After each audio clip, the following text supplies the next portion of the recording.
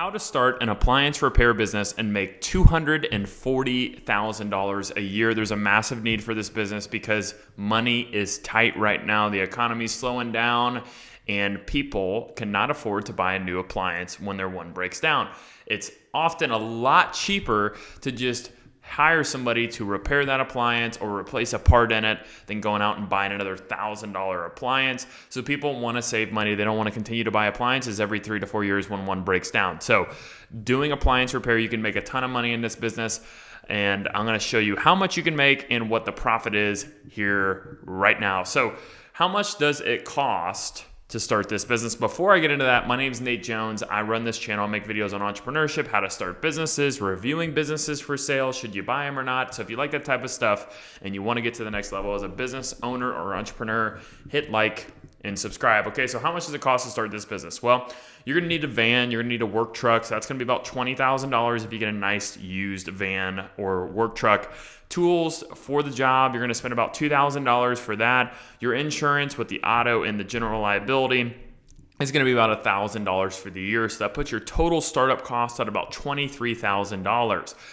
And the most important thing of why you probably clicked on this video is how much can you actually make operating this business? Well, I was Googling, hey, what's the average per job revenue for a repair or a replacement of a part? And the consensus that I got, it was anywhere between $100 to $300. So if you're going in and you're fixing something for 30 minutes or an hour in this business, you're going to make anywhere $100 to $300 per job, which is pretty good because you're making, if you're there for an hour and you make an average of $200, that's $200 an hour. That's a pretty good rate. So your average job, you're going to get a revenue of $200. Now, some might be more, some might be less, but let's just use an average of $200. So if we're using $200, your average profit margin for this type of business is about 40%. So you should be charging about 50 to 60% above your labor and your raw material costs for the parts and everything. Average time for each kind of stop is about an hour. It's probably less than an hour, but by the time you travel there, it's about an hour. You could probably do a good 25 jobs a week. That's 5 jobs a day. 5 jobs a day, 25 jobs a week times the 200. That puts us at $5,000 a week that we are making, which is really cool. So $5,000 a week, on a monthly basis, that's $20,000. And on a yearly basis, gross revenue for the company would be $240,000 a year. And this is just you as the owner, not scaling with additional employees, just you as the owner. So I'm going to go through how you can actually scale this business in a second because it really matters that you scale this business because you're going to be able to sell this business if you scale it.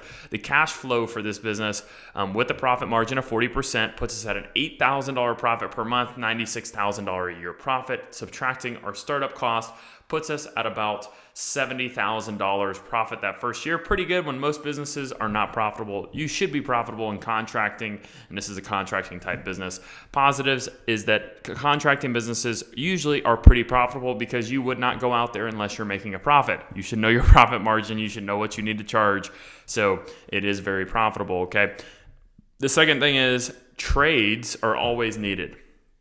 A lot of people don't know how to fix their appliances and they want to hire you and pay you money if you know what you're doing. So this will always be needed. People will always need it. They would rather pay $200 than $800 to replace that appliance that they have.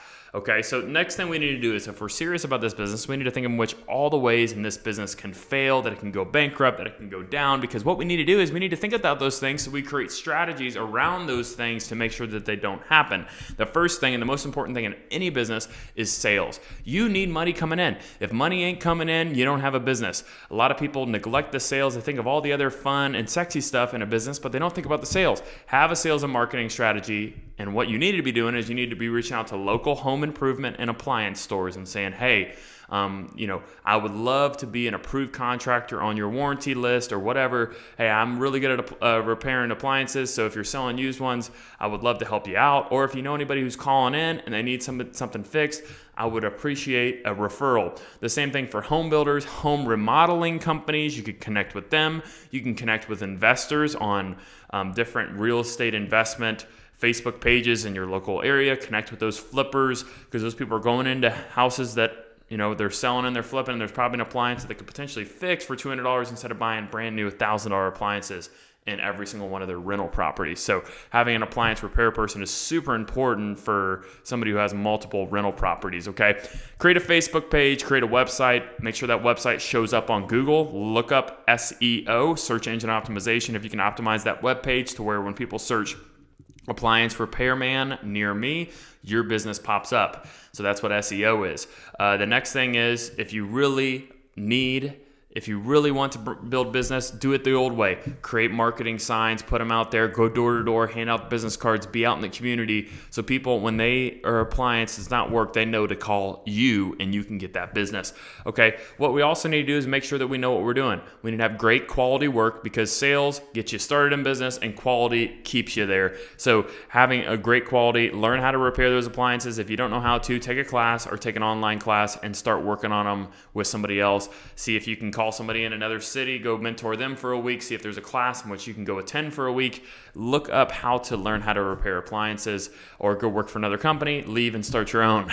The next thing is show up on time. If you don't show up on time, people will leave bad reviews on your Google page. They'll also say, hey, I'm not going to refer this guy because he said he was going to be there at 8 a.m. He showed up at 12 p.m. I had to call in at work because he said he was going to be there before my work to fix it. So people are very finicky when it comes to showing up on time. Contractors, if you're not showing up on time, they're going to complain to everybody. So show up on time. The next thing is, you need to scale this business. You need to scale this business, because if it's just you, it's not a business, it's a job. A business is that you can go on vacation, the business continues to operate, it continues to make money. If you, as the sole proprietor, the only person who's running the business, leaves and goes on vacation with the way it is now, it does not make any money that week. So you need to scale it out, commit to reinvesting back in, hiring employees, and finding a way to find great employees and have them continue to do jobs that you can't, so you can scale that business out and continue to make money. And then eventually you, as the owner, are not doing all the repairs. You're managing the business. That's when the business is very